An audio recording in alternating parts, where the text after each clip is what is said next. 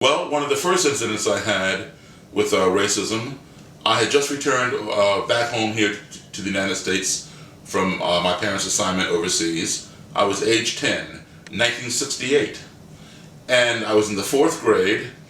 I had just joined the Cub Scouts, and we had a march, a parade, and I was the only black scout in this parade. And as I was marching with my fellow scouts, I began getting hit with bottles and rocks and debris from the street by white spectators over on the sidewalk. It was white children and white adults throwing things. And I was very naive. I thought maybe somebody over there, did not like the Scouts. Maybe they were jealous because they were not involved or something. I did not realize that I was the only Scout getting hit until my leaders in the Cub Scouts came back and put their bodies over me to protect me from the danger. And when I got home, my mother and father, they were not at the march. They were putting Band-Aids on me and fixing me up, cleaning me up. And they were saying, how did you fall down and get all scraped up? And I told them, I did not fall down. I told them what happened. So for the first time in my life, my parents sat me down at age 10 and told me why this was happening to me. And because of my background, having had friends from all over the world, all colors, all races, all religion, I could not comprehend what my parents were saying. That somebody would want to hurt me just because of this, the color of my skin, it made no sense. So I believed that my parents were lying to me. I did not believe that they were telling me the truth. Well, more and more things began happening. And then, on April 4th, 1968, the biggest thing happened. The assassination of Martin Luther King.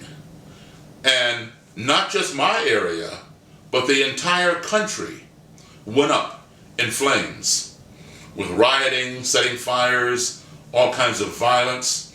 And I began to understand that my parents had not lied to me. Well, racism has always fascinated me. I grew up in a multicultural environment as a child of parents in the United States Foreign Service. So overseas, I attended many international schools. My classes were filled with people from Nigeria, Italy, Germany, France, Japan. Whoever had an embassy in those countries, all their children went to the same school. This is back in the early 1960s. So that environment was what we would today call multicultural. But the term multicultural did not exist back then. So at the time that I was being multicultural, my peers back home here in my own country were going to either newly integrated schools or still segregated ones. And there was not the amount of diversity over here in this country that we have today. It was just black kids and white kids. And so I never knew what racism was overseas. I would not find that out until I came home and realized that people were judging me by the color of my skin. And that bothered me. So after many incidents, throughout my life, and of course, they continue today, but as a child, I was very curious. And I began reading everything I could find out about people who would have this mentality. This was 1974. I was in 10th grade. I was going to high school in Rockville, Maryland. And we had a class called the POTC, which stood for Problems of the 20th Century. And we had a wonderful teacher who would always bring in some very interesting speakers. They would present controversial points of view and things like that. And on this particular day, he brought in 2 members of the American Nazi Party. Now, of course, you cannot do that today. It's not politically correct and you can't get away with that. Back in 1974, you could do anything. Anyway, the American Nazi Party was formed by a man named George Lincoln Rockwell in Arlington, Virginia, right across the Potomac River from the White House. And he was a big proponent of the ideology of Adolf Hitler. And he had chapters all around the country of American Nazis. And he was later murdered by one of his own members. And so a man named Matt Cole took over the organization. And on this day in 1974, Matt Cole, the new leader of the American Nazi Party, and his right-hand lieutenant, Martin Kerr, came to my high school. They were invited to come to this class to express their views. And again, I was one of two black kids in the class. I mean, there were more black kids in the school, but in this class there were just two of us. And everybody else was white.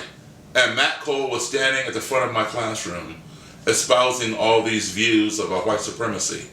And he pointed at me, and he pointed at the other black guy, and he said, "We're going to ship you back to Africa.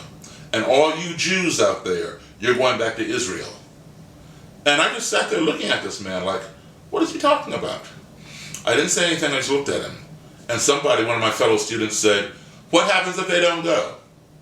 Or if they refuse to go?" And Matt Cole said, "Oh, they have no choice. If they do not leave voluntarily, they will be exterminated in the upcoming race war." That was a turning point in my life. That was the first time I ever heard the term race war. Race war? What is he talking about? He's talking about the Civil War? That was only war in this country. And that ended in 1865. What is this race war thing? So I began studying everything I could on white supremacy, black supremacy, anti-Semitism, the Nazis in Germany, the neo-Nazis over here, the Ku Klux Klan. Anybody who felt that the color of their skin made them superior and made everybody else inferior, I wanted to know about them, because I knew that ideology was learned. You're not born with it. So where does it come from? Where is it going? How can it be addressed? Well, when I first decided to write my book on the Klan and interview these people, I had a strategy. I decided that I would set up meetings with them, but not let them know that I was black until we met. So my secretary, who was white, I would have her contact the members of the Klan, the leaders or whoever, and say that she works for somebody who's writing a book on the Klan. Would you consent to sitting down and doing an interview? And some of them would say yes. So I had her call, and they would agree to talk. Those who would agree would talk. In some cases, we met at a neutral location. In other cases, they said, "Yes, come over to my house and we'll talk here." So I knocked on the door, and of course they were freaked out, when they see me. People like that are very paranoid. They think, why is a black man here? Something's up. He must have some people in the woods watching us, with guns. It's a paranoia. Over time, then they begin to see, and they begin to trust you. So a lot of the meetings went very well. Some ended up in physical violence, and I had to put somebody in the hospital, had to put somebody in jail, things like that. I realized there are people like that, so no, it was not shocking. There are plenty of people like that. It's appalling. But I began to realize, that I had something that they did not have. And what that was I had exposure. I had exposure to other races, other people, as a child. And so I learned early on that we all are human beings. They're adults, and they had not learned that, because many of them did not have the exposure that I had as a child to people from all over the world, every religion, every color, and all that. So that made a big difference, I think. So now they're talking to me on a social level, and they're seeing that I'm not the person that they had been brainwashed to believe that members of my race are. Sure, every stereotype that they have learned about black people, yes, you can find them, sure. You can find drug dealers, you can find pimps and rapists and lazy people who don't work and scam the welfare. But guess what? You can also find those same people in the white race and in any race. Mm-hmm. Okay, but see, they focus on the negative. And I contradicted the negative. So they could not put that on me. And they had to realign their thinking. And over time, some of them began to quit. They converted themselves. So when, I never went in with the thought, I'm going to change this guy. But when that happened, I thought, whoa, this is interesting. I need to keep doing this. No, there is no more organized Ku Klux Klan in Maryland as a result of the leader of the Maryland Klan becoming friends with me. He dissolved the Klan. Now, that does not mean that there are no more racists in Maryland. There are plenty of racists in Maryland. It's a picture of Martin Luther King, and it mocks his I Have a Dream speech. It has the crosshairs, the bullseye, of a rifle target on his forehead, and it says, "Our dream came true." I got this shirt from a Klanswoman who used to wear it, and she and I became friends, and she renounced the Ku Klux Klan and no longer wears it or wears the robe and hood and all that kind of thing. And I took the shirt, she gave it to me. She was going to burn it and destroy it, and I said, "No, let me have it." That before we can call ourselves the greatest nation on the face of this earth, our ideology needs to catch up to our technology.